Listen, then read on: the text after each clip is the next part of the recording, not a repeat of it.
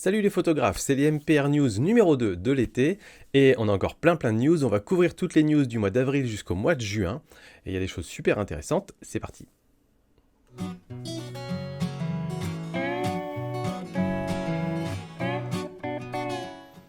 Alors, on attaque tout de suite avec le petit sponsor de l'émission. Le sponsor de l'émission, c'est voyagephoto.com, encore une fois. Pas sponsor officiel, mais tout simplement parce que j'organise un stage dans le Jura cet automne, du 15 au 18 octobre. Donc 4 jours dans le Jura avec les plus belles couleurs de l'automne. Je vous en parle un petit peu plus tard, je vais vous montrer plein de photos pour vous donner un petit peu une idée de ce qu'on pourrait faire et vous faire saliver un peu sur le programme. Mais ça arrive après les news matos. Donc on démarre avec les news matos et la première news c'est Canon EOS R3 qui a été annoncé, mais ils n'ont pas encore donné toutes les spécifications. Mais il y a quand même pas mal d'infos qui sont sorties. Donc le R3, quand il sortira, a priori probablement au mois de septembre. Donc ce sera évidemment un boîtier mirrorless de chez Canon, plein format, 24 mégapixels, capable de shooter à 30 images par seconde, avec une nouvelle technologie qu'ils ont introduite. Alors c'est une ancienne technologie mais qu'ils ont remis au goût du jour, c'est le Eye Control AF. Alors c'est pas le Eye AF, c'est-à-dire c'est pas l'autofocus sur l'œil, mais c'est qu'en fait vous allez dans le viseur pouvoir regarder un endroit et l'endroit où vous regarderez, c'est là où l'appareil fera la mise au point. Donc c'est-à-dire avec votre regard, qui sera suivi par des capteurs, vous allez pouvoir déterminer à quel endroit la mise au point sera faite sur l'image. Donc c'est, je sais pas, je pense que c'est assez cool, j'aimerais bien tester pour voir ce que ça donne. En plus de la reconnaissance de visage, des animaux, des humains, des yeux, etc., il y a aussi maintenant la reconnaissance de véhicules qui va être ajoutée. Encore une fois, toutes ces nouvelles options, ces nouvelles technologies qui sortent, elles ne sont pas inutiles, elles sont utiles pour une toute petite frange de la population. Mais si moi j'étais photographe sportif et d'automobile sur les circuits, je pense que la reconnaissance de véhicules, ce serait un truc qui me ferait gagner énormément de temps et surtout qui me permettrait d'avoir un taux de photos réussies bien plus important. Donc je serais hyper content et pour moi, ça vaudrait beaucoup d'avoir cette fonctionnalité-là. Et pour 98% des photographes, ça sert à rien. C'est toujours ça avec l'innovation. C'est pas mauvais en soi d'avoir de l'innovation, c'est juste que généralement, c'est adapté à une toute petite frange. La vidéo 4K en RAW en interne. C'est, vous savez, ces gros boîtiers avec le battery grip qui est déjà inclus, donc il y aura probablement une batterie beaucoup plus longue. Un écran sur rotule, ça c'est bien, parce qu'avant les 1DX, enfin voilà, là en gros on est sur un boîtier qui va dans la même gamme que les 1DX, qui sont faits vraiment pour les photographes de sport, etc. Ils avaient un écran fixe, et maintenant de pouvoir avoir un écran sur rotule, c'est quand même toujours plus pratique. Et voilà, comme je vous disais, on va attendre le mois de septembre pour voir s'ils vont pas l'annoncer à ce moment-là. Et voilà un petit peu la tête de la bête, qui des photos ont déjà été sorties. Et voilà à quoi ça ressemble. Ensuite, deuxième annonce de boîtier, c'est Nikon qui a sorti le ZFC. Alors c'est en fait une version vintage des boîtiers APS-C de chez Nikon, je pense par rapport en particulier au Z50. Donc boîtier APS-C 21 mégapixels, qui est plutôt joli, vous allez voir juste après, qui shoot à 11 images par seconde, avec l'autofocus sur l'œil, plus l'autofocus sur les animaux, vidéo 4K, et on peut shooter à 120 images par seconde en 1080p, un écran rotule, donc tout ça c'est plutôt cool, des bonnes caractéristiques pour un bon boîtier qui peut à peu près tout faire, et à un prix que je trouve assez raisonnable, un prix de lancement à 1000 €, là où je sais que même par le passé, Nikon, en sortant des appareils vintage, avait tendance à mettre un gros premium sur le prix. Et là, je trouve ça plutôt correct. À mon avis, Nikon veut jouer un petit peu sur le marché de comment ça s'appelle, de Fuji, qui est vraiment les seuls quasiment sur la PSC à avoir des beaux boîtiers un peu vintage. Et Nikon, ils ont un historique qui fait qu'ils peuvent jouer aussi cette carte-là. Donc je trouve que c'est plutôt bien joué de leur part. Et voilà à quoi il ressemble. Donc vous voyez, plutôt très joli, avec plein de molettes un petit peu partout pour gérer tous ces réglages. Donc je trouve vraiment qu'ils vont sur les plates-bandes de Fuji. Je trouve que c'est plutôt une bonne idée de la part de Nikon. Ensuite, les annonces d'objectifs, il y en a eu plein, je vous mets tout ça en plein écran. On a le Canon 100 mm f2.8 macro pour les montures RF. Le Fuji 18 mm f1.4 pour la monture Fuji X. Sony 14 mm f1.8 G Master, donc ultra grand angle pour faire de la photo d'étoiles et tout ça. Tamron 11-20 f2.8 pour Sony APS-C. Le 150-500 dont je vous avais un peu parlé dans les dernières MPR News que j'ai testé mais que j'ai pas pu sortir sur la chaîne. Le Samyang 12 mm f2 pour Sony APS-C. Le Sigma 35 mm f1.4 pour Sony E et pour monture L. Alors quand je mets monture L, vous savez, je vais pas mettre Panasonic, Sigma, Leica, mais en gros voilà, c'est pour ces trois-là. Le Laowa 33 mm f0.95 pour les Sony, Fuji, Canon, Nikon APS-C. Seven Artisan ont sorti le 10 mm f2.8, Fisheye 55 mm f1.4 et 60 mm f2.8, tout ça pour la monture Z Nikon.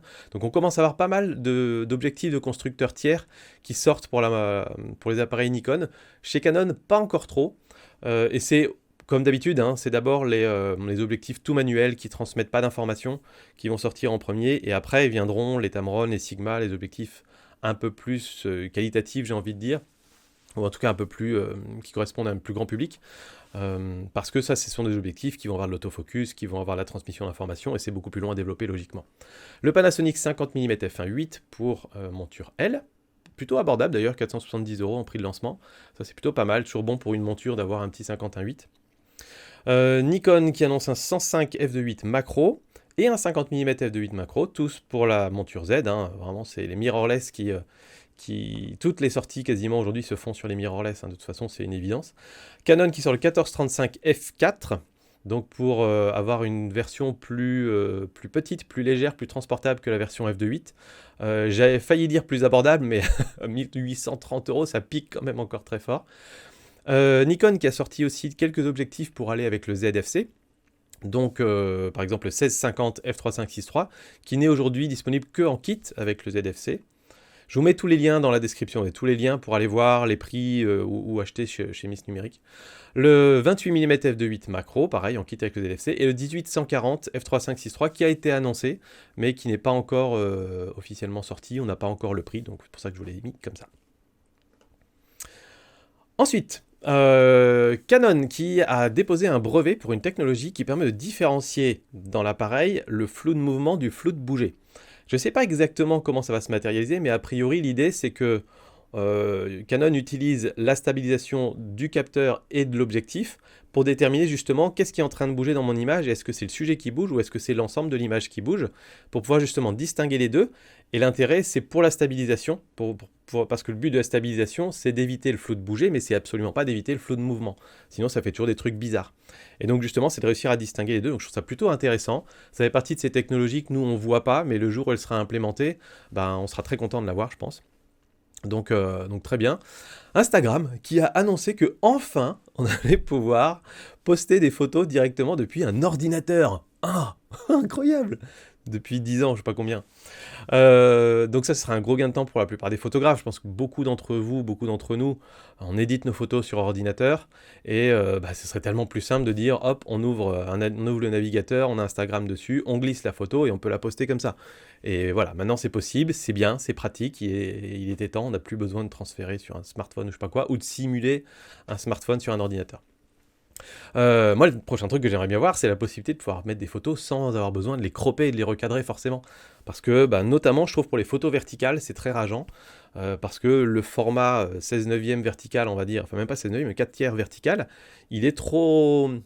4 tiers ou 3,5 3,5 je crois. 3,5. Il est un tout petit peu trop haut, donc il faut toujours cropper le haut et le bas. Mais quand nous, on fait nos photos, on fait en sorte que ce soit bien nickel. Et donc là, on est obligé de couper une partie de notre photo, et c'est toujours rageant. Après, j'aimerais bien aussi pouvoir mettre des photos 16 neuvième, mais ça, c'est pas très grave, à la limite, c'est moins grave.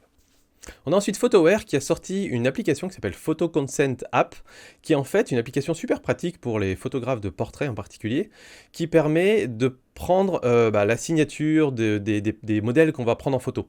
Donc vous prenez une photo dans la rue, vous prenez une photo lors d'un shooting d'entreprise par exemple, et vous allez pouvoir leur faire signer le formulaire de consentement. Vous pouvez régler différentes options. Ils peuvent par exemple dire moi je veux bien que ma photo soit utilisée pour le site web mais pas sur les réseaux sociaux. Et donc on a différentes options comme ça qui sont utilisables.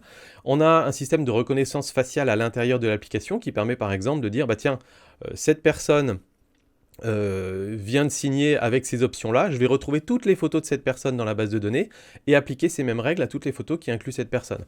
Donc je trouve ça plutôt pas mal, intéressant, encore une fois, uniquement pour les personnes qui ont besoin de ce type de produit. Je pense en particulier, je crois que ça a été pensé pour les shootings d'entreprise où on va avoir des centaines ou des milliers de salariés dans la boîte pour pouvoir gérer justement les différents niveaux, les différentes options. Les employés eux-mêmes peuvent se connecter sur une plateforme et sélectionner un petit peu les options, les modifier. C'est un système qui est à partir de 82 $ par mois, donc c'est vraiment une solution pour les pros, mais si ça peut leur faire gagner du temps, je pense que c'est plutôt une bonne chose. Moneyshot, qui est une application pour le paysage, qui permet en fait d'être notifié, de créer des petites alertes quand les conditions sont parfaites. Alors, c'est pas un énième outil qui va vous dire quel réglage il faut mettre sur votre boîtier, etc. C'est plutôt, tiens, j'ai un spot photo, pas loin de chez moi. C'est plutôt pour des spots qui sont près de chez vous. Donc disons j'ai un spot où j'aime bien me rendre, mais j'aimerais bien y revenir un jour où il y a du brouillard par exemple, un jour où il y a de la brume, et ben on va mettre dans l'application, on va dire voilà l'endroit, le point GPS, et envoie-moi une alerte le jour où il y a de la brume. Et le jour où il y a de la brume sur place, basé, je suppose, plutôt sur les prévisions météo que sur voilà, un vrai capteur météo sur place, mais c'est quand même déjà pas mal, et ben envoie-moi une alerte, et du coup j'ai ma petite alerte, et je sais que je peux me rendre sur place parce que j'ai plus de chances que ça fonctionne. Et je trouve ça plutôt pas mal. Alors oui, c'est pas très compliqué quand on a qu'un ou deux spots près de chez soi, d'aller régulièrement sur un site de météo pour vérifier, mais quand on commence à avoir plein de spots photos près de chez soi, et qu'on a envie d'y aller dans des conditions différentes, là-bas quand c'est l'orage, là-bas quand il y a un lever de pleine lune, là-bas quand... Voilà, bah, je pense que ça peut être plutôt intéressant comme solution. Donc voilà, en fait, on a plein de triggers, donc d'alertes en fait qu'on peut configurer selon le spot, selon les préférences qu'on va mettre. C'est disponible sur iOS, c'est gratuit et sinon il y a une offre pro qui est pour le coup à paiement mensuel à 2 $. Je pense que ça aurait été pas mal d'avoir une option où on peut l'acheter d'un coup et le garder, mais bon, c'est comme ça. Voilà un petit peu à quoi ressemble cette application. Vous voyez, hein, à gauche ici, on a les différents trucs. Donc, par exemple, là, quand c'est clair, quand il y a du brouillard, quand c'est la marée haute, par exemple. Voilà, on a les phases de la Lune, du Soleil, enfin voilà, on a toutes les choses. Et puis il y a les fonctionnalités de planification de shoot, comme on peut avoir sur une application comme Photopills, par exemple, qui sont aussi présentes. Une étude qui peut être intéressante pour certains d'entre vous, si vous lisez l'anglais, c'est comment on appelle ça, un organisme qui a fait une étude sur les sites des 100 photographes les plus populaires. Alors je suppose, enfin quoi que je supposais que c'était les 100 photographes les plus populaires en langue anglaise, mais il y avait des sites web en .de, en .se, etc. Donc je pense que c'est pas forcément le cas, ou alors peut-être ce sont des sites de photographes allemands ou suédois, mais qui sont en anglais, peut-être. Mais peu importe, en tout cas c'est vachement intéressant d'avoir analysé ces 100 sites pour en sortir des stats.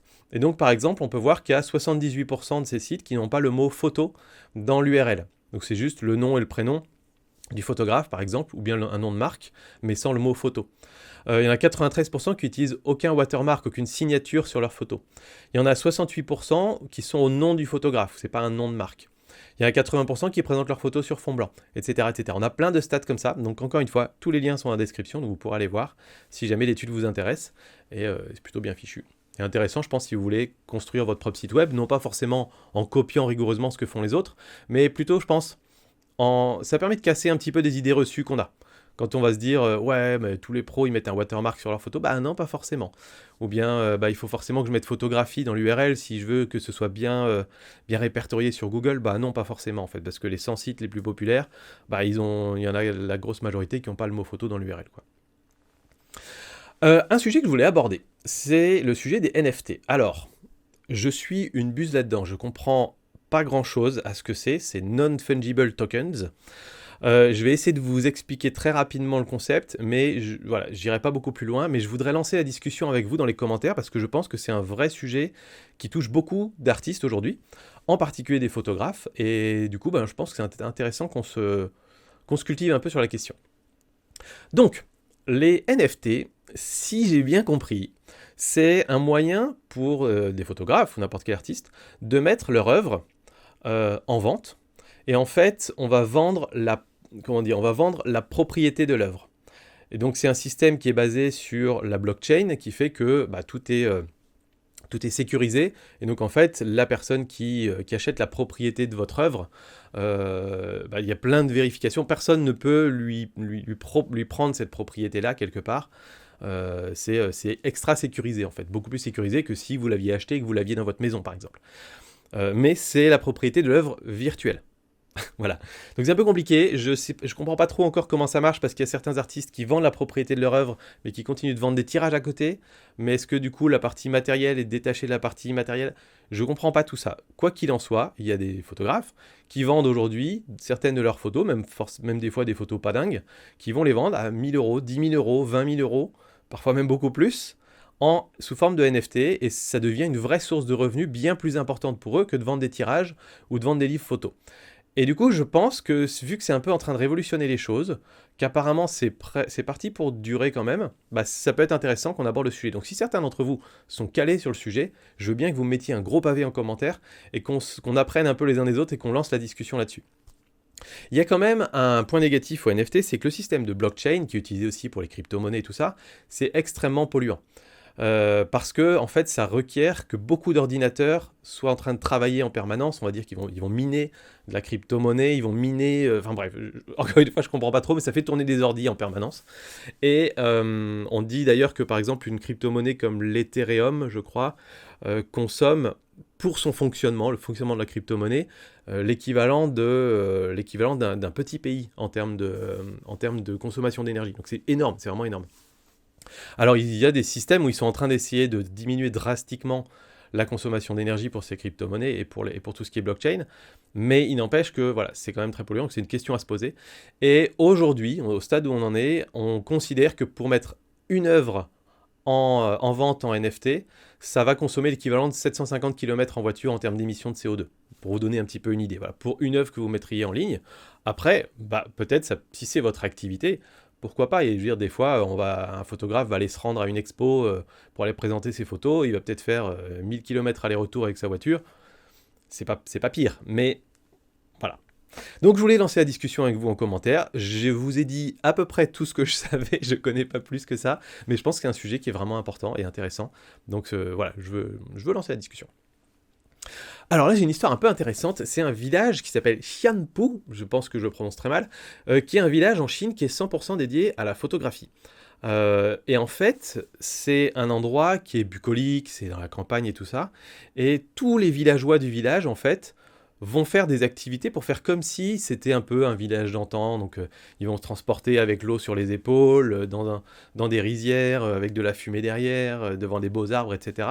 Et en fait, en réalité, tout ça n'est qu'un espèce de grand décor pour qu'il y ait pour du tourisme de photographes et que les photographes viennent en masse photographier ces scènes bucoliques pour ensuite mettre dans leur livre photo ou sur leur compte Instagram pour montrer qu'ils ont été faire des magnifiques photos. Euh, donc c'est un peu...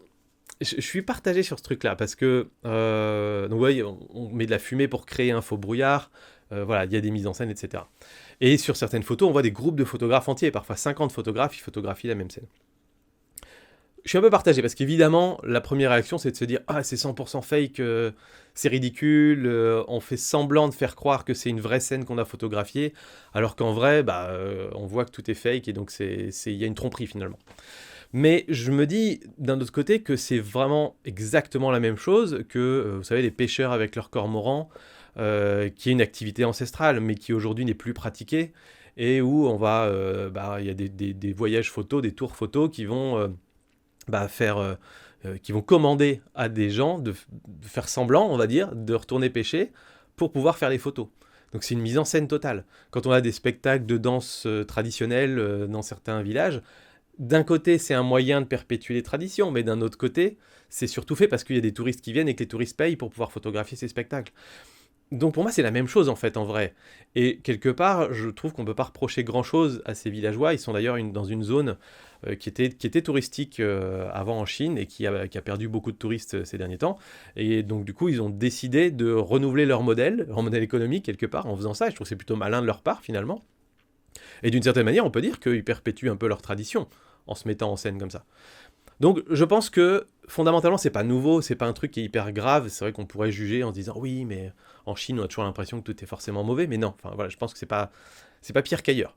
Mais pour moi le vrai sujet derrière tout ça, et c'est un sujet qui existe depuis toujours en fait, c'est pas nouveau, c'est le sujet de la tromperie en photographie. Et je trouve qu'il y a beaucoup de photographes qui se réfugient derrière en disant oui mais c'est mon œuvre donc je peux la faire comme je veux, etc. Que ce soit une tromperie d'ailleurs sur le post-traitement ou que ce soit une tromperie sur la prise de vue. Pour moi ça c'est la tromperie à la prise de vue. En fait j'aurais aucun problème si les photographes disaient j'ai photographié une mise en scène.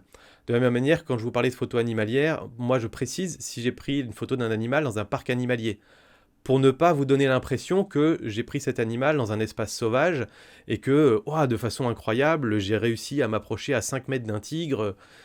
Et en fait, quand on montre juste une photo d'un tigre en gros plan, on donne l'impression inconsciemment, on donne l'impression qu'on a été dans un espace sauvage et tout. En fait, c'est pas vrai, donc il y a tromperie. Donc je trouve que cette information est importante. Et je pense que cette information, il faudrait la mettre aussi sur tout ce qui est mise en scène, mais y compris quand vous partez à Bali et qu'il y a une danse qui est faite pour votre groupe de voyageurs.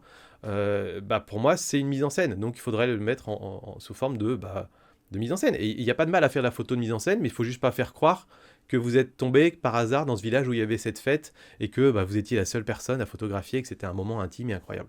Voilà, et c'est cette tromperie-là qui me dérange aujourd'hui. Tout comme quand on remplace un ciel, pour moi, il faudra le mettre.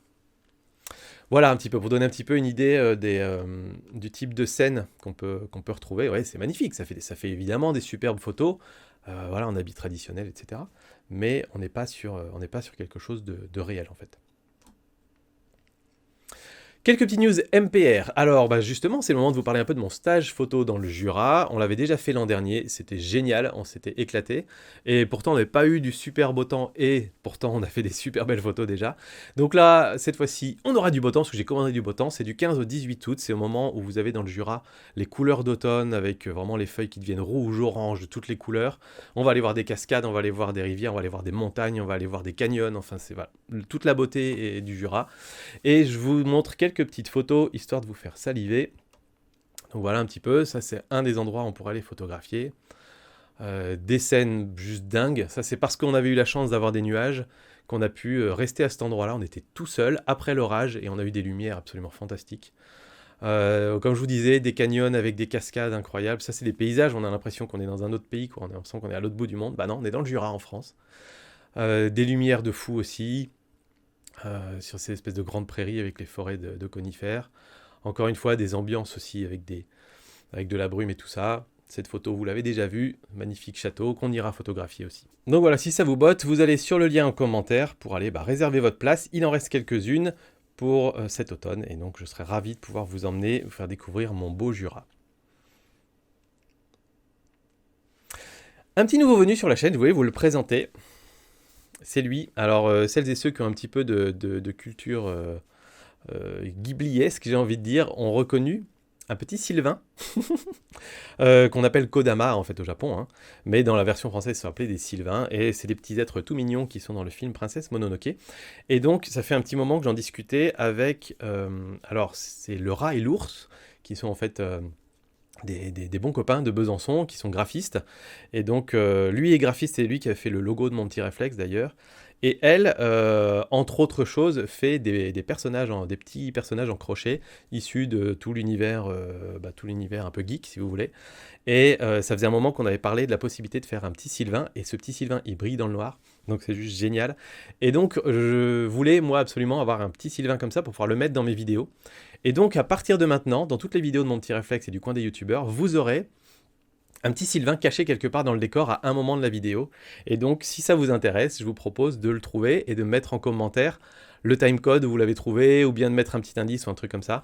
Faire un petit jeu comme ça, je trouvais que c'était plutôt cool. Donc là, ce sera facile aujourd'hui à trouver. Je ne l'ai pas encore mis, ça arrive dans les minutes qui viennent. Ce sera assez facile, je pense, à trouver pour la vidéo d'aujourd'hui. Et donc voilà, si vous voulez aller voir ce que fait Anne, elle fait vraiment plein de petits monstres et tout ça, géniaux en crochet. Vous allez sur la page Facebook Les Mignonstres. Je vous mets le lien dans la description aussi. Prochain quart d'heure photo, alors j'en ai en stock, j'en ai plein en stock. Je vous avais déjà dit, hein, j'en ai un qui a été tourné en Camargue, j'en ai un qui a été tourné lors du stage photo raquette dans le Haut-Jura cet hiver aussi, qui n'est toujours pas sorti. Et puis j'en ai tourné un nouveau là en Belgique sauvage, dans un coin sauvage de Belgique. Je vous en dis pas plus, mais donc j'ai déjà 3 vidéos qui sont tournées. Il faut que je prenne le temps de les monter, de faire les parties retouches pour les membres, etc. Mais voilà, ça va venir. Et puis j'ai 3 autres grosses sorties qui sont programmées d'ici octobre. Là, je vous dis pas ce que ça va être une surprise, mais ça va être très très cool. Donc il y a plein de quarts d'heure photo en approche, donc voilà, très très cool, très content de pouvoir vous en envoyer plus. Quelques inspirations. Alors, on a ici un concours qui s'appelle Best Life Science Photos, qui ne sont que des photos de science quelque part, donc ce sont des photos réelles, de phénomènes créés par la science, soit la chimie, soit plein de trucs de science. Allez voir, c'est magnifique ce qui est capable de créer la nature. Je vous mets le lien pareil dans la description pour aller voir tous les lauréats. Il y a eu les résultats des World Press Photos aussi, avec des photos comme souvent extrêmement impactantes. Là pareil, vous avez le lien en commentaire pour aller voir les World Press Photos, c'est C'est toujours extrêmement impressionnant, je trouve, et très émouvant. Et je voulais vous parler d'une vidéo d'un photographe qui s'est rendu sur ce fameux volcan en Islande qui est en éruption depuis un moment, qui est particulièrement photogénique. Et ce que je trouve intéressant, c'est son histoire. C'est-à-dire que ce photographe, il disait, bah, moi j'aime profiter de la nature, être tout seul, vraiment en connexion avec la nature et tout. Et quand je suis arrivé près de ce volcan, je me suis rendu compte qu'en fait, il y avait des centaines, voire des milliers de personnes qui étaient sur place pour voir le spectacle. Et dans un premier temps, il était très déçu. Il s'est dit, ah zut, je vais pas en profiter et tout. Et plus le temps passait, plus il s'est rendu compte qu'en fait, c'était presque une expérience humaine que les gens partageaient entre eux. Et il l'a pris comme s'il venait assister à un spectacle et que la nature était vraiment en représentation et que donc on venait en masse pour voir cette représentation et que chacun était capable de l'apprécier différemment. Et donc il a réussi à changer sa façon de penser par rapport aux touristes qui étaient là sur place, et il attribue ça en particulier à ce phénomène particulier de l'éruption volcanique. Je pense qu'évidemment ce serait pas la même chose s'il était devant, j'en sais rien moi, un beau lac, c'est pas la même chose. Et du coup il s'est mis à interviewer un peu les gens, il s'est ouvert un peu aux gens, et je trouve que voilà, la vidéo est magnifique, et je trouve que ça fait un petit peu réfléchir aussi sur notre relation à la nature. Enfin voilà, très belle vidéo, je vous mets le lien dans la description aussi si vous voulez poursuivre un petit peu plus loin. Et puis on finit avec le petit coup de pouce, et c'est un petit coup de pouce pour l'ami Nicolas Petit, voilà, un bon pote, qui a une chaîne YouTube qui s'appelle Nicolas Petit, qui parle de photographie argentique, et Nicolas a lancé des workshops tout récemment, donc c'est des workshops argentiques au moyen format, parce que Nico a plein de super boîtiers moyen format, de plein de façons, voilà, plein de types de boîtiers super cool. C'est accessible à tout niveau, totalement débutant si vous n'avez jamais fait d'argentique, ou si au contraire vous êtes passionné d'argentique, il n'y a pas de souci. Ça se passe sur une après-midi à Nantes, et sont fournies les pellicules, le développement des photos aussi, et toute la partie où vous allez vous balader ensemble, travailler des compositions ensemble, photographier plein de trucs, des gens, voilà, super chose. Et donc bref, ça coûte pas cher en plus, il fait ça 89 €. Vous allez sur son site, je vous ai mis le lien en description, vous avez un petit formulaire, et puis vous pouvez vous inscrire pour les prochaines dates. Et je sais que tous les gens qui ont participé trouvent ça super cool. Moi-même, je pense que j'aimerais bien un de ces quatre participer à un de ces workshops. Donc voilà, je voulais lui donner un petit coup de pouce parce que je trouve la démarche plutôt cool. Merci d'avoir suivi ces MPR News, et puis je vous dis à très bientôt pour des quarts d'heure photo. Ciao!